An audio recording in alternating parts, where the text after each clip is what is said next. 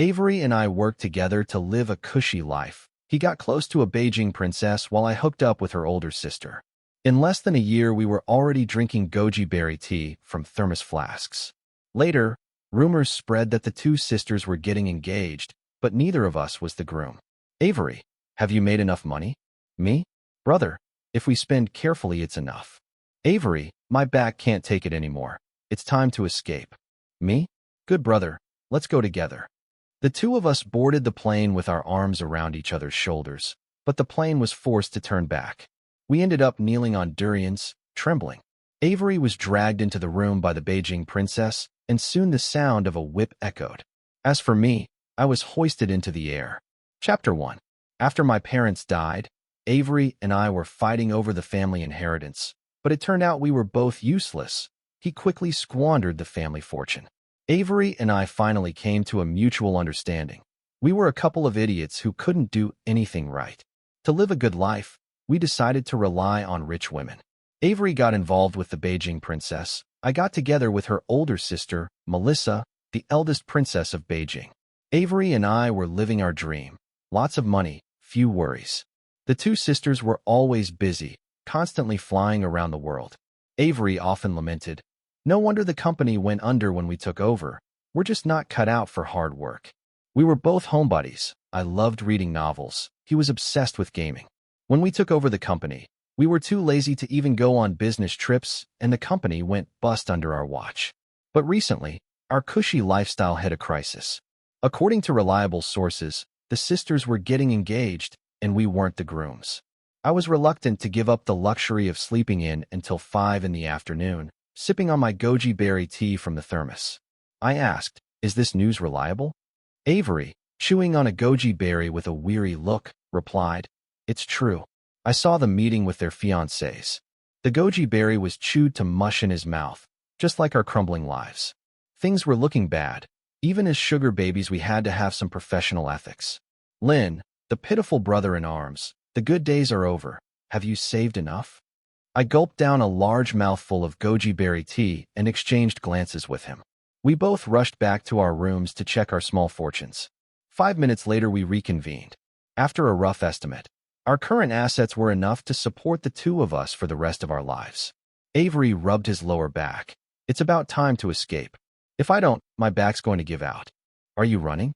I nodded in agreement, feeling the same way. In less than a year, we had both resorted to drinking goji berry tea. Monica was still young, with lots of energy and tricks up her sleeve. As for Melissa, I fished out the goji berries from my tea and ate them. Women are like clothes, but brothers are like limbs, especially when a brother shares the same temperament and aspirations as you. Besides, if I didn't run, I was about to become the third wheel. If you're a real brother, let's escape together. Chapter 2. If you really want to leave, you can do it at any time. Of course, we needed to conserve our strength. After all, only cows die from exhaustion. The land is never worn out. My legs feel weak right now. How could we escape? So when Melissa, wearing something quite revealing, invited me in, I had just one response to kill her. "I have diarrhea." To make it more convincing, I rushed to the bathroom to squat. I sent Avery a message asking for an update. My phone started buzzing nonstop. I quickly turned off the vibration. A flood of messages came in, one after another. "We're escaping tomorrow, running nonstop. Do you know how wild she is? Whips, butler outfits. Making money is hard, but this life is harder. I'm done." I could imagine the level of breakdown Avery was going through on the other end of the phone. At that moment, I felt extremely lucky that Melissa was more traditional. She wasn't into those kinky things. "Peter, are you okay? Should I call the family doctor?" Melissa's concerned voice came from outside the door. In a weak voice, I replied, "No need. It's just stomach pain.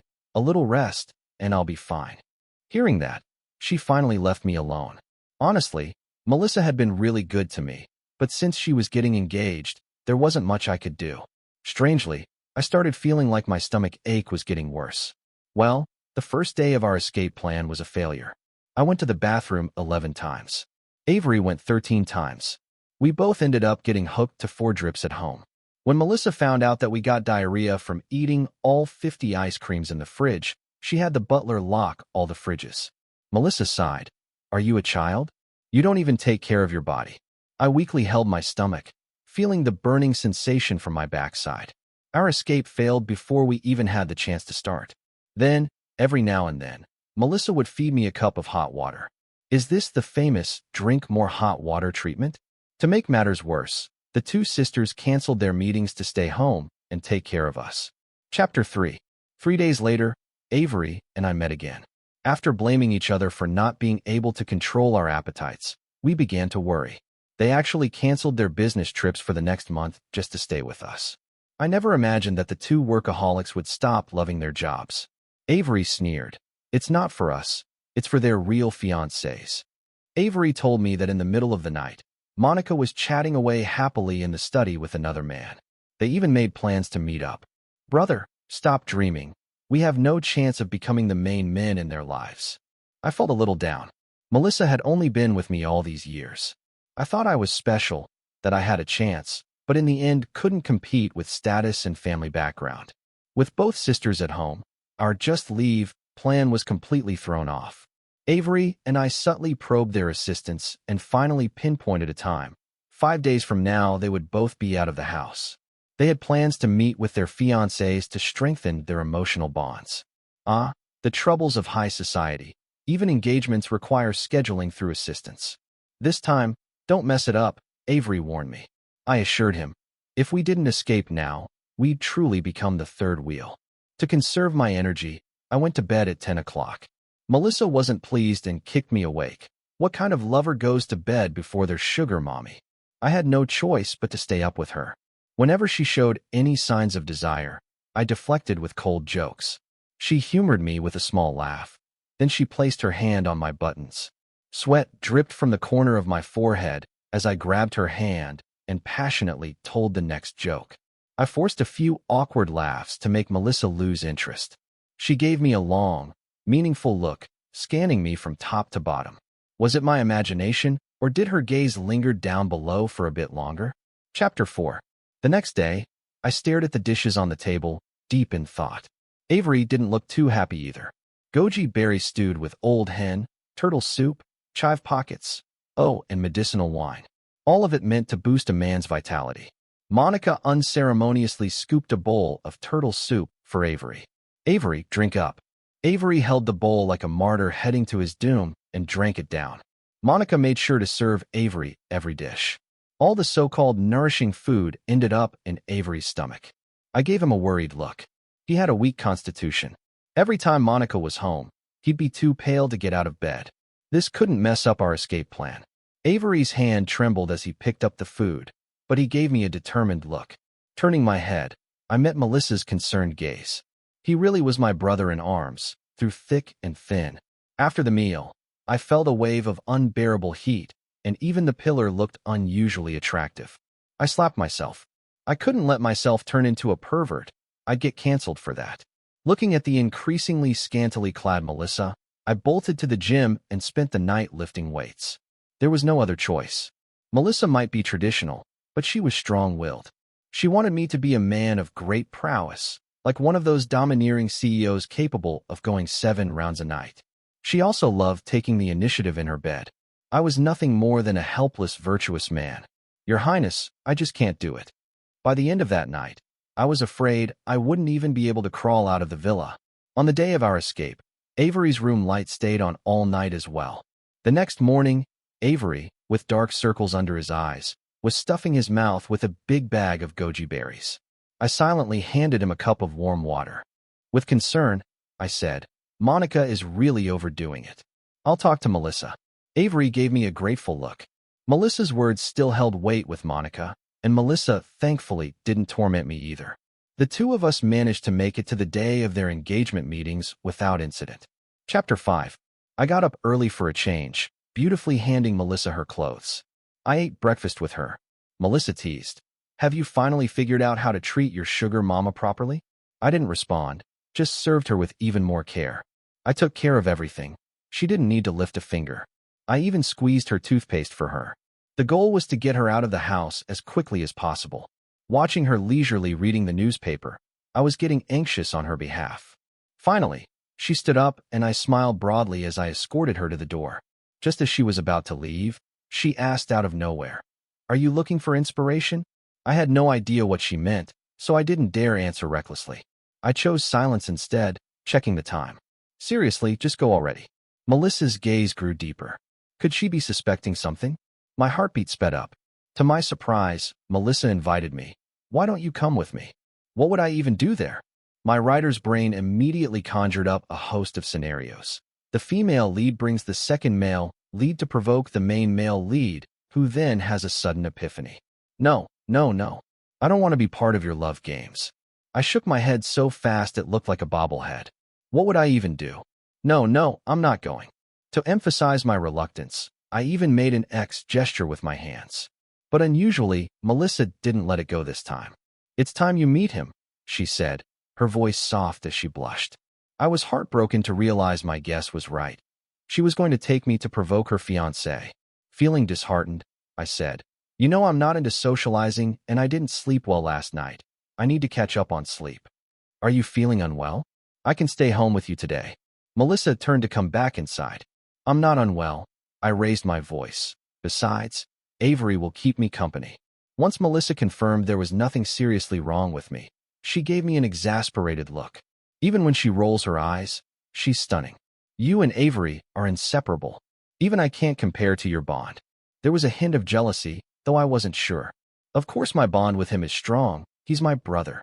After throwing a basket full of sweet words at her, I finally managed to get her out the door. Chapter 6. It should have been easy for two grown men to make a run for it. The moment they left, we walked out right behind them. Empty-handed, we'd already transferred the money to different accounts. As long as we had our phones, we could go anywhere, so he casually boarded the plane. The plane took off without a hitch. None of those cliché scenes where the domineering CEO stops the female lead before boarding. In business class, Avery and I sat across from each other. He elegantly raised his glass of red wine and clinked it with mine. To freedom. I felt like I should flash a devilish grin, so I cracked a wide smile. To our lost youth. This smooth red wine, this clear blue sky, how beautiful, Avery said. Once I'm in France, I'm going to have a whirlwind romance with the local beauties. Just as I was about to admire his ambition, he said, and then I'll lead them to victory in the game. I rolled my eyes at him. Never written a French melodrama before. Let me see if there's any inspiration, I said. His eyes practically screamed. You think you're any better? Suddenly, the plane came to an abrupt stop. Red wine spilled all over Avery and me. I had a sinking feeling. Before we could clean up, the flight attendant rushed over. Sorry, gentlemen, but the plane will be returning due to unforeseen circumstances. A thunderclap on a clear day. A strange creaking noise echoed in the cabin. Avery's teeth chattered. Avery asked, what do you think? It feels like the plane's being forced back by certain people. I emphasized the word certain. We both knew exactly who those people were. The chance of a plane malfunction was slim, and only a handful of people in Beijing had the power to turn a plane around. In disbelief, Avery muttered, we barely left. How did they find out so fast? Avery blocked the flight attendant from leaving. No. Keep flying. After his helpless outburst, the plane turned back. Chapter 7. As soon as I saw the two familiar faces on the ground, surrounded by a group of bodyguards, my last hope died. The Su family compensated each passenger with 30,000 yuan, and the complaints vanished instantly. We were forcibly taken back by the bodyguards, kneeling on durian shells. Avery and I trembled. Monica's temper wasn't as steady as her sister's. She slammed her hand on the chair. Not talking? Fine, let's take this somewhere else. Avery was dragged away. Bro, help me. His pitiful screams could make anyone cry. Let him go. I couldn't help but call out. But before I knew it, Melissa was standing in front of me. She lifted my chin. Men, I've been far too kind to you. That's why you've taken advantage. And then I was strung up, hung beside the bed. I didn't sleep a wink that night. After a night of exhausting battle, my head was spinning and my legs were weak. As I tried to push myself away from the soft body next to me, but a long leg hooked me back. I yelped. I really can't anymore. I'm out of energy. Thankfully, she just snuggled closer this time. She held me tight. I whispered, I need to check on Avery. I'm worried about him. Melissa lazily opened her eyes. My sister and Avery aren't up yet. Are you sure you want to go? I had to maintain some distance. After holding back for a while, I finally asked. How did you find out we were running? She let out a cold laugh and sat up. Two guys who never go out and always ask the driver to take them everywhere suddenly took a cab. The butler knew something was up and called us. Otherwise, you might have actually gotten away. Chapter 8. Don't you think it's time you explained why you try to run, Peter? I lowered my head, remaining silent. Looking into her clear eyes, I don't want to be the third wheel. She didn't hear me, so she asked me to repeat myself. I said, I don't want to be the third wheel. It was time to lay it all out. She looked even more shocked than I was. When were you ever the third wheel? I told her the rumors I'd heard. She and Monica were going to form an alliance with another wealthy family, and the fiancés had already been chosen. I took a deep breath. We're not the kind of people to cling on. If you're getting married, let Avery and me go. The more she listened, the deeper her frown grew.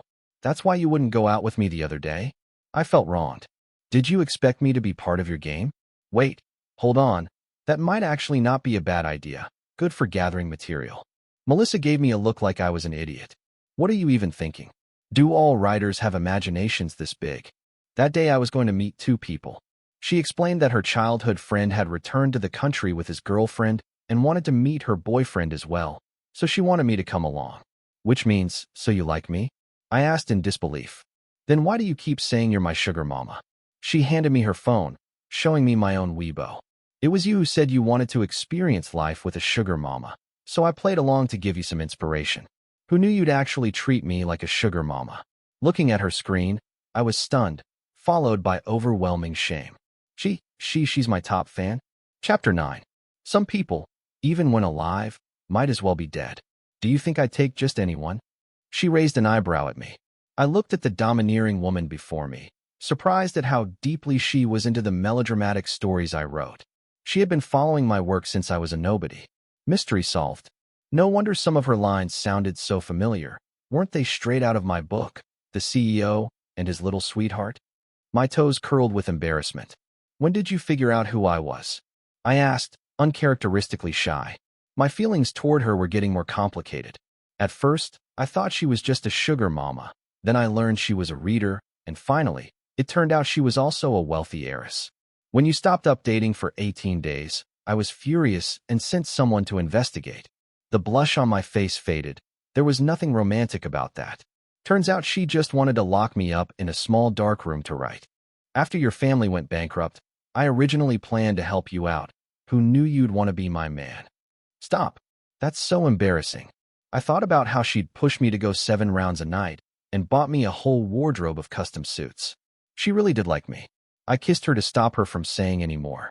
It wasn't until she was almost out of breath that I let her go. Confessing one's feelings should be a man's job. I actually fell in love with you at first sight. If I didn't like you, why would I stick around as a kept man? She blushed and said nothing. Her rosy cheeks spoke louder than any love confession. I rolled around on the bed with her in my arms. Chapter 10. Hee hee hee. Hee hee hee. Hee hee hee. I lay in bed, giggling like an idiot. Someone shoved me, snapping me out of it. I looked up to see Avery, his face dark as a storm cloud. What are you grinning about? He asked. How did you know Melissa liked me? Avery fell silent. He was hurt. Staring at me, he said, Are we brothers? If we are, then help me. Only then did I realize Avery's situation was different from mine. He had gotten involved with Monica because he looked like Monica's unforgettable first love. In other words, he was a stand-in, and he had only found out recently. I can be her lover, but I refuse to be a stand-in. Being a stand-in was his forbidden line. It was mine too. Back when Avery went missing, the Lynn family lost it and forced me to become his stand-in. I had my own parents, but the Lynn family orchestrated a car accident that killed them. Then, after Avery was found, he returned to discover his own stand-in at home, and it disgusted him. After we dealt with the crazy Lynn family together, Avery and I fought over the inheritance. Toward the end of the fight, he learned about my past and handed the company over to me without a word. We had fought our way to a brotherly bond, swearing loyalty in blood, becoming brothers in everything but blood. I knew him well. He genuinely liked Monica. Otherwise, even a skinny camel was bigger than a horse. He wouldn't have stooped to being Monica's kept man. But Monica had crossed the line, and staying with her made Avery unhappy. As his brother, of course, I had to help him get out. Chapter 11. I had a brilliant idea. I put on my newly arrived suit, sprayed on some cologne, and struck a seductive pose on the desk, flaunting all the right curves. I waited for my fated encounter. When it comes to matters between men and women, it's not seduction, it's mutual consent. But plans never go as expected. Sis, can you help me talk to Peter? Avery keeps insisting on leaving. Monica's voice grew closer. I glanced down at my suit, barely buttoned at the bottom, with my chest mostly exposed. I looked like a complete scoundrel. If my sister-in-law saw me like this— Wait, my sister-in-law was about to see me like this. Before they opened the door, I dove under the desk, crouching still as a statue. Thankfully, they stopped by the sofa. Melissa's voice sounded disappointed. What are you even thinking? Don't you really like Avery? After a long pause, Monica's voice came, but she dodged the question. Sis, just have Peter tell Avery to stop making a fuss. He'll listen to his brother. Melissa wasn't having it. What are you planning? It's been years since you and Diego were a thing. Don't tell me you really see Avery as a stand-in. Monica replied in confusion. Let me think. I'm not even sure what I feel anymore. She wants to have both? What a heartless woman. My poor brother. The more I thought about it, the angrier I got. I shot out from under the desk. Monica, you— But Monica was already gone, leaving Melissa sitting on the sofa, watching me with an amused smirk.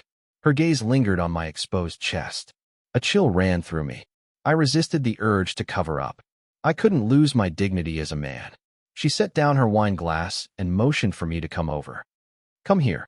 That night, the desk in the study creaked all night long. Chapter 12. Avery was being held captive. He told me.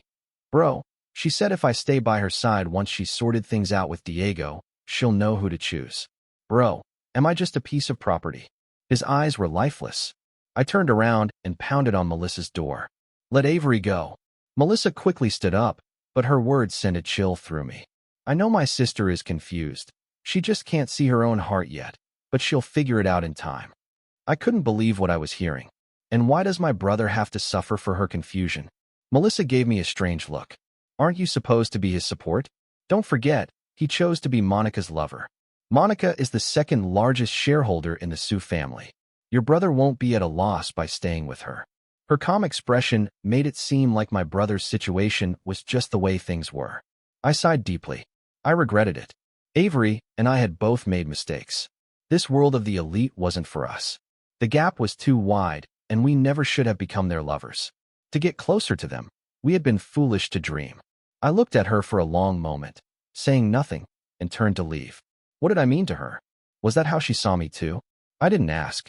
I was afraid it would break everything between us. She had her family, and I had mine. Why should my brother have to wait for her to figure herself out? Who did she think she was? Cheating on both sides, expecting someone to wait by her side while she made up her mind? I stopped sharing a bed with Melissa after that. I kept an eye on Avery every day, worried he might do something rash. Even gamers with poor reflexes stick it out for their heroes. He wasn't heartbroken anymore. He was furious. He cursed me out every day. Position yourself better. Are you deliberately walking into his ultimate move? The team fight started and you were off somewhere, weren't you? How are you full HP and can't even kill someone on the verge of death? His shouts grew louder with each word. He was back to full health. I, on the other hand, felt like I was taking a beating. When Melissa saw me, she wanted to say something, but I ignored her. We each had our own stance. There was no need for more words. Monica kept going out early and coming back late as usual. Videos of her and Diego shopping were posted online. Avery quietly watched their interactions, saying nothing. Inevitably, Avery's name came up in the gossip. They said he was just a stand-in. Now that the real Min was back, it was time for him to slink away. I created a bunch of fake accounts to go online and argue with them. My phone is almost overheating from all the things I've been doing with it. Chapter 13. His cold indifference started to bother Monica. Drunk, she pointed at his nose and yelled, "Do you even know your place? What right do you have to act out with me?" I rushed out, ready to confront her, but Avery stopped me with a look. He forced a smile. He tended to her like a devoted lover, playing his role perfectly. Nothing had changed except that he no longer cared. Monica, however, grew more agitated. She lashed out at Avery, but he didn't throw a tantrum. He continued to act the part of the perfect little lover. Monica screamed, "Why aren't you angry? Don't you have any self-respect?" Then she stormed off, slamming the door behind her. I grabbed a beer and went to Avery. No words were needed. We just started drinking, one bottle after another. Avery let out a burp and said, "Don't worry, bro, I can handle this loss." I could hear it. He let it go completely. As his older brother, I couldn't afford to lose to him in this regard. Avery was putting on quite the act. Every time Monica went to see her first love, they'd have a fight, and he'd demand compensation from her. She was loving it. She thought Avery was madly in love with her. But as time went on, she visited her first love less and less. Instead, she spent more time staring at Avery. It seemed like she was starting to figure things out. Each day, she came home earlier. She treated Avery better and better. Avery accepted all her affections as they came. The guards watching us started to relax. I watched silently until the day Avery suggested we go watch the sunrise. Chapter 14. Avery walked ahead with Monica, hand in hand, like a couple in love. Melissa and I followed behind them. It had been a long time since Melissa and I had a proper conversation. The silence between us was heavy. Monica was raised by me, so I've always spoiled her. Please forgive her, she's a bit slow when it comes to matters of the heart. Melissa suddenly spoke, her voice soft, as if she was trying to make peace. I kept my head down, walking. I knew this was her way of offering an olive branch. If I said I understood, we could go back to how things were. Melissa added, "Look, they've made up. Please don't be mad anymore, okay?" I looked at Avery. My brother was withering away beside Monica. Couldn't they see how unhappy he was? No, they just didn't care. To them we were nothing more than pets, amusing to play with when they were interested, but they wouldn't let us go when they weren't. "Melissa, would you marry me?" She didn't answer. That was my answer. Just like when she explained that the person she met wasn't her fiancé, but she never denied the engagement. The man she had met was already married, but he still had a girlfriend. They were all the same, and it disgusted me. So I really had been just a toy to her. Whatever lingering affection I had for her vanished. Melissa tried to smooth things over. "What's wrong with keeping things the way they are? Even if I get married, we can still do our own thing. It won't change anything for you." I felt my stomach churn. Is that what life is like for people like you? Marriage was just a matter of convenience. Melissa asked, "What did you say?" I smiled without responding. Melissa leaned against my shoulder as we watched the sunrise together. She held my hand tightly, refusing to let go. Chapter 15. Avery and I decided to visit the temple on the mountain. Melissa said, "Sure, just make sure you're back early." Maybe because we hadn't tried to run lately, they only left a few people waiting for us at the bottom of the mountain. There was only one way down, but that was for walking. Avery and I used to be part of the skydiving club. As soon as they left, we jumped. The intense rush of freefall sent adrenaline surging through me. This was the thrill of being a man. Here we go. The parachutes deployed, and we soared away with the wind. Honestly, I was beyond relieved to have left Melissa behind. Not long after, news broke of her engagement. It was all over the capital. A perfect match, a golden couple made for each other. The media sang their praises. So predictable and cliché. Thanks to Melissa's maneuvering, her family's stock price soared. She was never meant to be caught up in romance. As for Monica, she kept sending people to look for Avery. Avery just laughed. Is she out of her mind? What's she trying to pull now? Some tragic love story. Being a lover doesn't mean you have to stick around forever. Avery figured Monica's brain had been kicked by a donkey. Looking back, liking her feels like something from a past life, he said. After we left the Sue family, Avery and I went back to living like we used to. He played video games for money, and I was pressured to keep writing novels. We were still brothers through thick and thin. Life in the countryside was slow, and time passed slowly too. Eventually, Avery found a girlfriend who shared his interests. I remained single, not because I was too heartbroken, but because I couldn't keep up with my writing. One day, after attending a writers' conference in a nearby city, I came back and noticed something off. There were more people in town than usual. A lot of them seemed to be watching me, and I knew exactly who could pull something like this off. That woman who just wouldn't leave me alone. I ran home as fast as I could.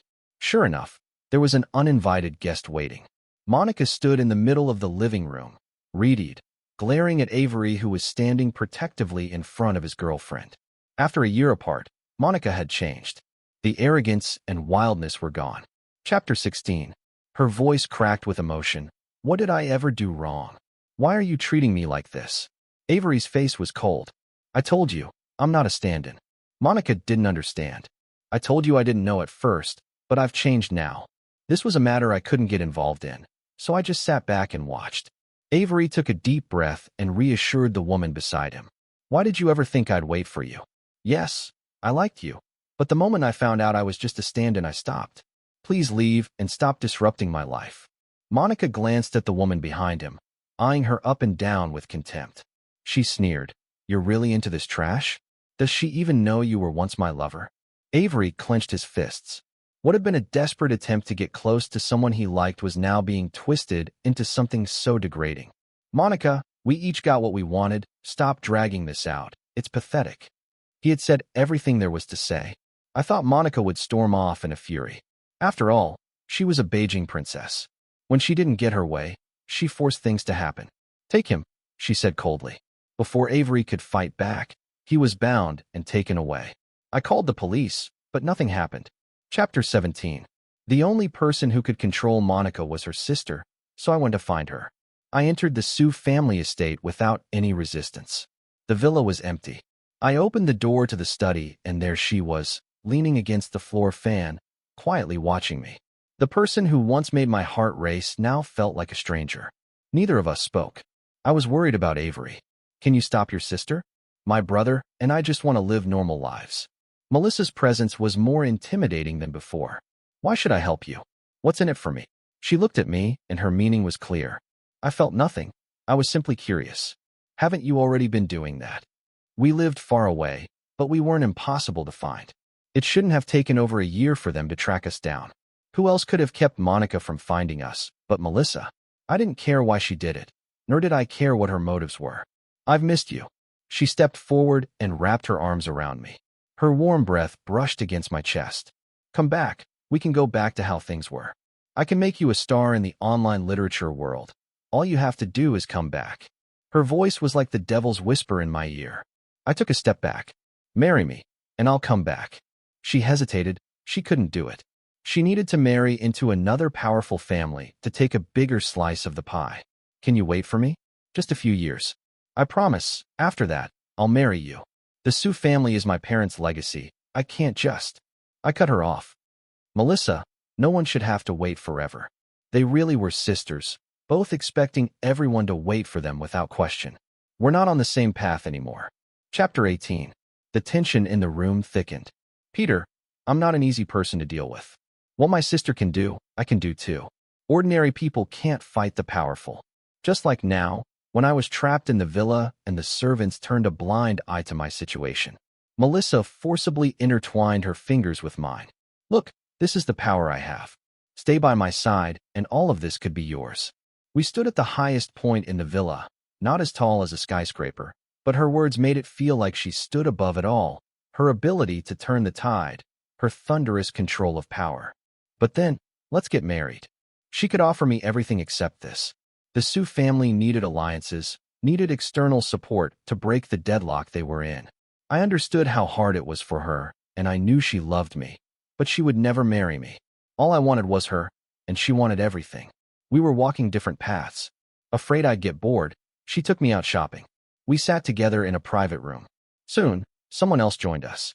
I looked up and almost laughed at the absurdity of the situation. Sitting across from me was Melissa's fiancé. She had brought me, and he had brought another woman. Introductions were made. Melissa introduced me as her boyfriend, and he introduced the woman as his girlfriend. He spoke with an authoritative voice, one that brooked no argument. Mr. Lin, my relationship with Miss Su is purely a business arrangement. After the wedding, aside from formal occasions, we won't have any contact. I won't interfere in your relationship, just as she won't interfere in mine. He glanced at the woman sitting beside him. Chapter 19. The two of them started discussing the latest financial trends as if no one else was in the room.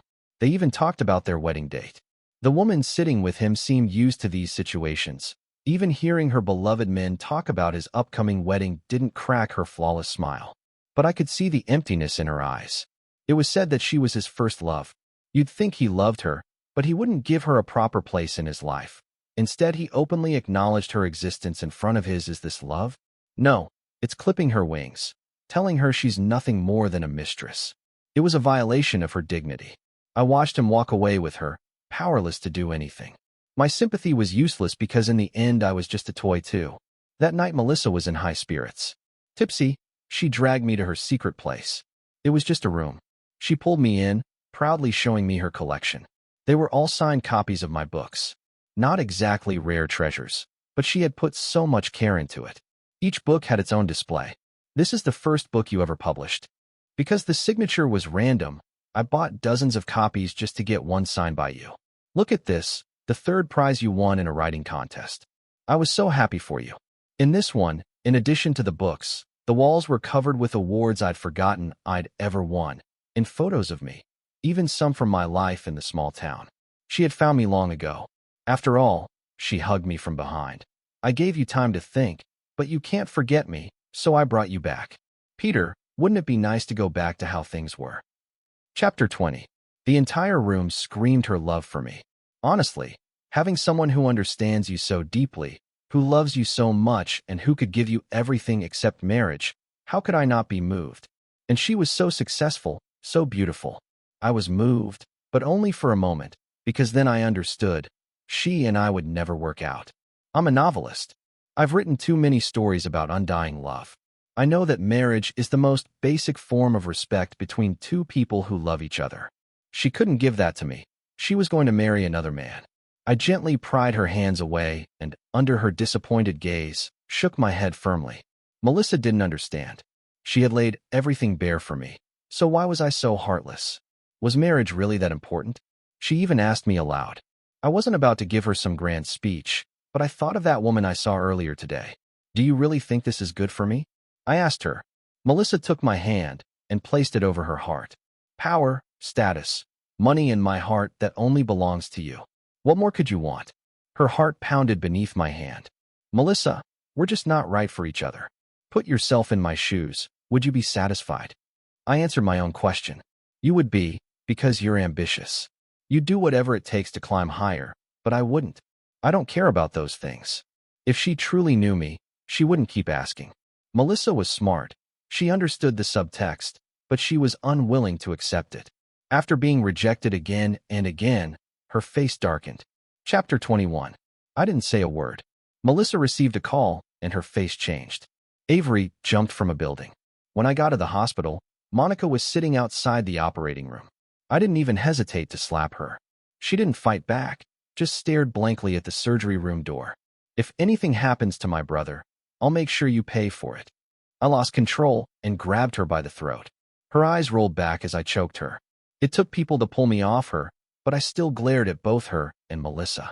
Melissa didn't even try to help her sister. She just trembled and said, "Don't look at me like that, Peter. Don't talk to me. You make me sick." If they couldn't have it, they'd destroy it. How could people like them exist in this world? Monica was taken away. I was left pacing in front of the surgery room. A dozen ways to kill her flashed through my mind, but when the doctor came out and said it was just a fracture, all my anger melted away. When Avery woke up, he was grinning like an idiot. I raised my hand to teach him a lesson, but seeing his bandaged foot softened me. This kid, he really wasn't afraid of anything. Thank God it was only the second floor. If it had been higher, I would have been picking up his body. Monica came by a few times, begging for forgiveness. Avery acted like he didn't even see her. Her love, so late, wasn't worth a thing. When I found out Avery jumped to avoid being assaulted, I wanted to stab her myself. Melissa slapped Monica right in front of us. You drove him away yourself. The Sue family knows when to let go. Don't embarrass us anymore. Monica had really gone insane. She knelt outside Avery's hospital room, begging for forgiveness, saying she wouldn't get up unless he forgave her. Inside, Avery was playing video games. She fainted, woke up, and then said she wanted to marry him. What a joke. Even Melissa couldn't marry who she wanted. Did Monica really think she could? Chapter 22. Melissa sent me a message. She said Monica wouldn't bother us anymore. I heard Monica had been locked away. I told Avery about it.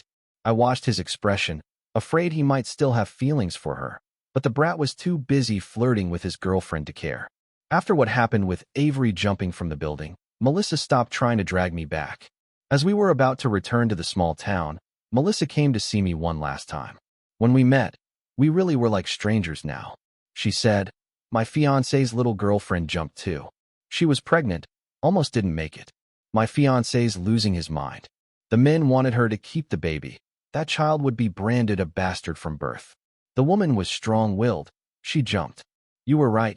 We really are different. Melissa hugged me one last time. I don't want to regret things when I reach that point, Peter. I wish you all the best. She still didn't fully understand why those things never attracted me or that woman, but she was willing to let go. Goodbye. We returned to the small town.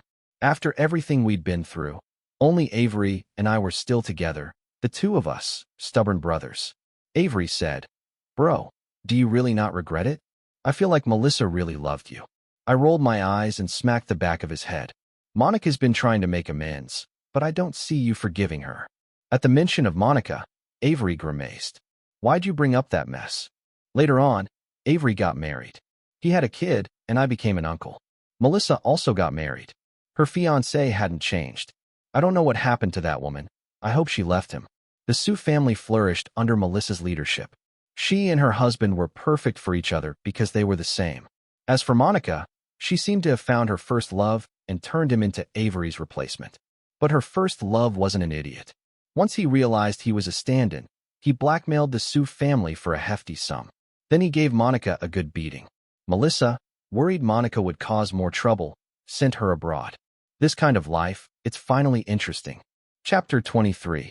Epilogue. What can I say? Do people who've been hurt by love all end up running to the same place?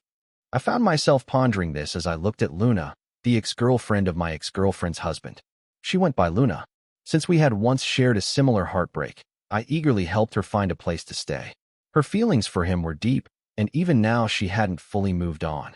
So I took her on trips around the mountains, introducing her to all the best local food in the town. As we grew closer, I started calling her by her nickname. Luna. There's something about the simple pleasures of life that can heal even the most broken hearts. Eventually, she could talk about her past relationship without flinching. Avery, on the other hand, kept glancing between Luna and me, his eyes darting back and forth. I could tell right away what kind of crazy idea he had, so I smacked him on the head, making him yelp. We had planned a 4-person outing, but Avery and his wife stubbornly refused to come along. He kept pushing Luna and me to go have fun without them, claiming he had a headache and needed to sleep. I immediately stopped in my tracks. Brothers are like hands and feet. I'll stay here with you. He looked at me exasperated and shoved me away. Get lost, you lonely fool. I knew he meant well, but seriously, Luna and I were just friends. Neither of us felt anything romantic. Luna looked at me and said, "If you don't mind, we could actually team up and live together." She looked at me seriously. I chuckled and ruffled her hair. Sure, as siblings though, silly girl. Just because you've been hurt once doesn't mean you won't find love again. There's still a long road ahead. I glanced at the news, recognizing a familiar name. So family's Melissa divorces Wong family's firstborn.